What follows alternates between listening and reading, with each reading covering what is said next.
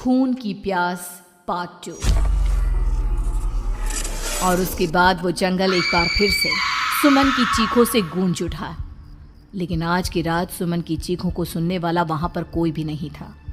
अगर वहां पर कोई मौजूद था तो बस हरिया, जो कि अब एक भेड़िए में बदल चुका था। सुमन के बालों को पकड़कर घसीटते हुए वो जंगल के बीचों बीच एक जगह पर ले जा रहा था। अगली सुबह गांव में। अरे भाई, पता नहीं क्या बात है, अपने गांव का हरिया किसान और उसकी पत्नी सुमन दोनों गायब हैं। दोनों का कोई अता पता नहीं। अरे कैसी बातें कर रहे हो भाई, ये कब हुआ है? अरे पूरे गांव में खबर फैली पड़ी है। कल रात को दोनों खेत की तरफ जा रहे थे, लेकिन लौटकर आए ही नहीं। तो हो सकता है अपने खेत पर होंगे।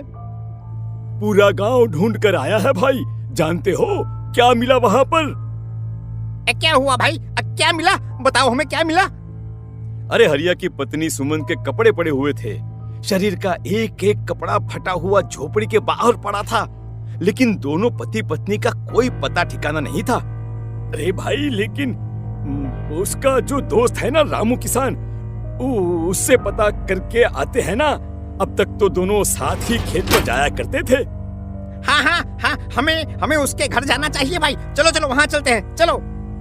वो सारे लोग रामू के घर पर पहुंचते हैं। रामू अपने घर के बाहर बैठकर हुक्का पी रहा था। आज सारे के सारे लोग टोली बनाकर मेरे घर क्यों आ रहे हैं? क्या कोई मर गया क्या भाई? अरे कैसी बातें कर रहे हो?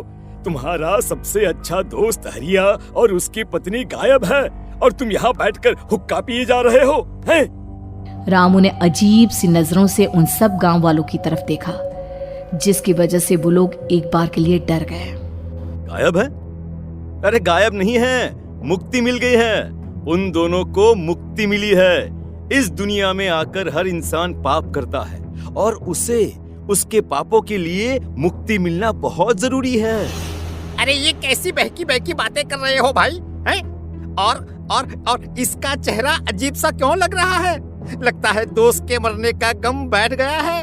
पागल हो गया है शायद ये पागल। ये बात सुनते ही रामू चीख कर जोर से चिल्लाते हुए कहता है, पागल मैं नहीं हूँ, पागल तुम सब हो। और ये शैतानी जंगल अब तुम में से किसी को नहीं छोड़ने वाला, सबको खा जाएगा। याद रखना मेरी बात। शैतानी जंगल? कैसा शैतानी जंगल? लगता है रामू पागल हो चुका है। हमें यहाँ से चलना चाहिए भाई। चलो। तभी रामू की पत्नी बाहर आती है। नहीं, आप लोग इनकी बात का बुरा मत मानिए। 2 दिन पहले हरिया के साथ खेत पर गए थे। जब से वहाँ से आए हैं तब से ऐसी ही बातें कर रहे हैं। भगवान जाने ऐसा क्या देख लिया उन्होंने, खेत में कुछ भी बड़बड़ाते रहते हैं। लेकिन गांव के लोगों ने कमला की कोई बात नहीं सुनी और वो सब वहां से चले गए। रात अब धीरे धीरे ढलने लगी थी। तभी अचानक किसी ने धीमी सी आवाज में रामू को पुकारा। रामू, आ जाओ, मैं तुम्हारा इंतजार कर रहा हूँ। और सुनो, अपनी पत्नी को साथ लेकर आना, नहीं तो काम अधूरा रह जाएगा। ये आवाज सुनते ही रामू के चेहरे पर शैतानी मुस्कुराहट आ जाती है। वो धीमे कदमों से अपने घर के अंदर आता है। क्या हुआ? तबीयत ठीक है ना अब आपकी? मैं तुझे अपने साथ खेत पर ले जाने आया हूँ, चल। मैं तुम्हारे साथ कहीं नहीं जाने वाली। मुन्ना गहरी नींद में सो रहा है और उसे अकेला छोड़कर मैं तुम्हारे साथ खेत पर नहीं आ सकती। वैसे भी तुम्हारे उन खेतों में भगवान जाने कौन सा राक्षस घूम रहा है, मुझे तो डर लगता है। रामू गुस्से में दांत पीसता अपनी झोपड़ी से बाहर आ जाता है और कमला गहरी नींद में अपने बच्चे के साथ सो जाती है। तभी अचानक रात को रामू की झोपड़ी के ऊपर एक साया वही गाना गुनगुनाते हुए घूमने लगता है जो हरिया के मोबाइल में बजा करता था। मैं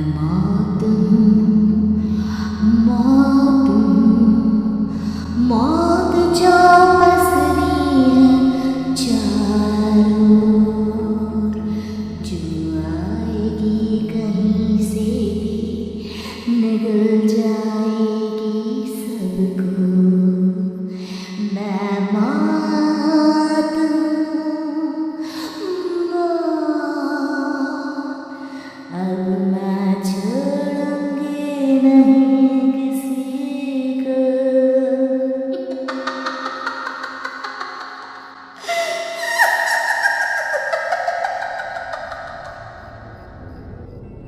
ये आवाज सुनकर रामू की पत्नी कमला की आंख खुलती है और वो देखती है कि उसका मुन्ना अपनी जगह से गायब था। कमला चीखते हुए बाहर दौड़ कर आती है। वहां पर उसने देखा कि रामू ने अपने बच्चे को झोपड़ी के बाहर एक पेड़ से उल्टा लटकाया हुआ था और उसका बच्चा चीख चीख कर रो रहा था। वहीं दूसरी तरफ एक साया बच्चे के ठीक नीचे आग जलाकर उसके चारों तरफ हैवानों की तरफ नाच रहा था। छोड़ दो मेरे बच्चे को। अरे क्या कर रहे हो तुम? शर्म नहीं आती तुम्हें? अपने ही बच्चे को इस तरह मौत के हवाले करते हुए। अपना बच्चा? किसने कहा ये मेरा बच्चा है? अरे ये तो उस रामू की औलाद है, इस गांव के किसान रामू की, और मेरी दुश्मनी इस गांव के हर इंसान के साथ है। क्या? कैसी बात कर रहे हो तुम? और ये औरत कौन है? ये मेरे बच्चे को खा जाएगी।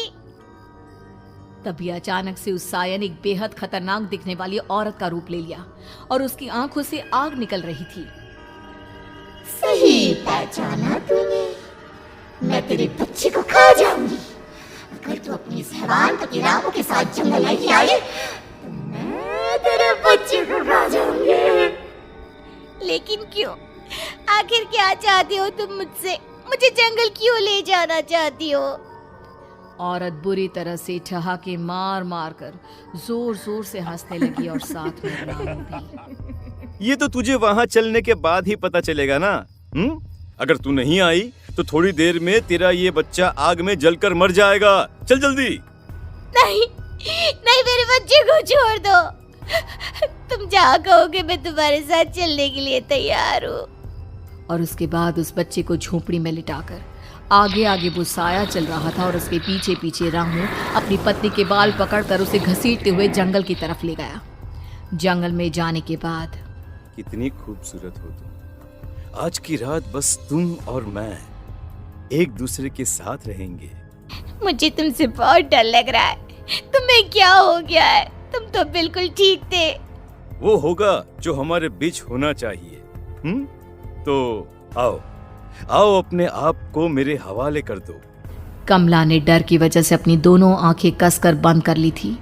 रामू ने बुरी तरह से चीख कर कमला से कहा, आंखें खोलो अपनी और मेरी तरफ देखो। कमला ने जैसे ही अपनी आंखें खोली उसने देखा कि रामू एक खतरनाक खूनी हैवान में बदल चुका था। कौन हो तुम? जाने दो मुझे।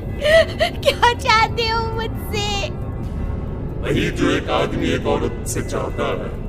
मैं तुम्हारा पति रामू नहीं बल्कि इस जंगल का एक भेड़िया हूँ और आज की रात तुम्हारे खून से अपनी प्यास बुझा जाऊं। और उसके बाद वो जंगल कमला की दर्दनाक चीखों से गूंज उठा। अगली सुबह कमला के कपड़े भी जंगल में उसी तरह पाए गए जैसे कि सुमन के पाए गए थे। इस घटना के बाद पूरे गांव में दहशत का माहौल था।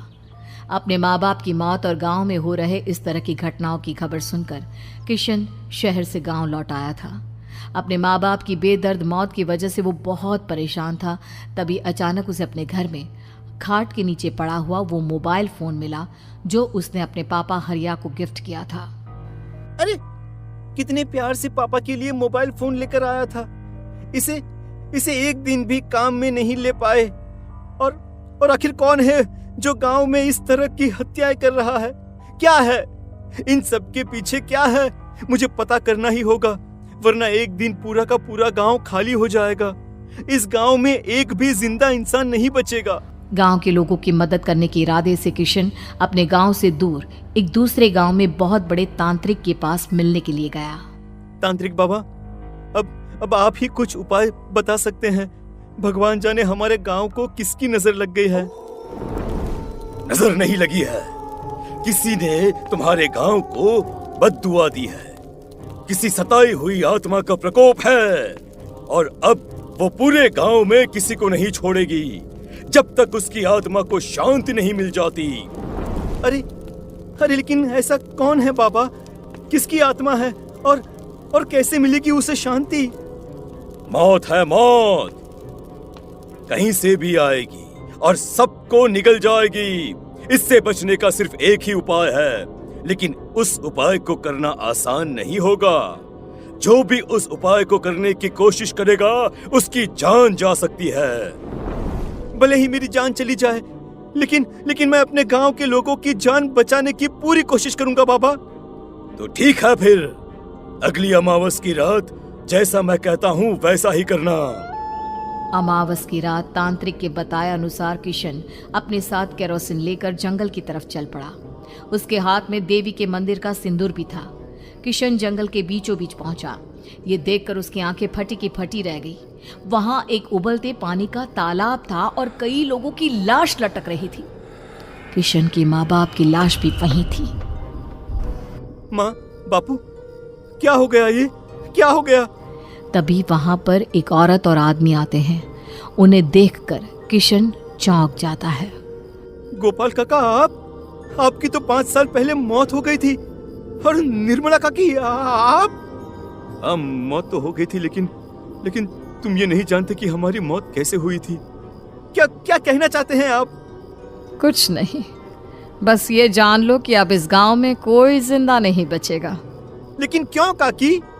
क्योंकि 5 साल पहले इन गांव वालों ने मुझे डायन बताकर पत्थर मार मार के मार डाला। मेरी कोई गलती नहीं थी। गांव का एक बच्चा क्या लापता हुआ, सारा इल्जाम मेरी पत्नी पे डाल दिया।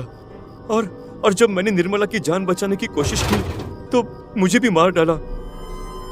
आपके साथ ये बहुत गलत हुआ काकी, लेकिन आप जो कर रहे हैं वो भी सही नहीं है ना? तुम यहाँ से चले जाओ वरना तुम भी नहीं बचोगे। हमारी आत्मा पिछले 5 साल से मुक्ति के लिए भटक रही है। चले जाओ यहाँ से। मौका देखकर किशन सिंदूर उन दोनों के ऊपर डाल देता है। उनका शरीर जलने लगता है और वो भयानक तरीके से चिल्लाने लगते हैं। अगले ही पल किशन उनके ऊपर केरोसिन डाल देता है और वो दोनों जल जाते हैं। किशन अपने माँ बाप और दूसरी लाशों का अंतिम संस्कार करवाता है और अपने घर लौट आता है।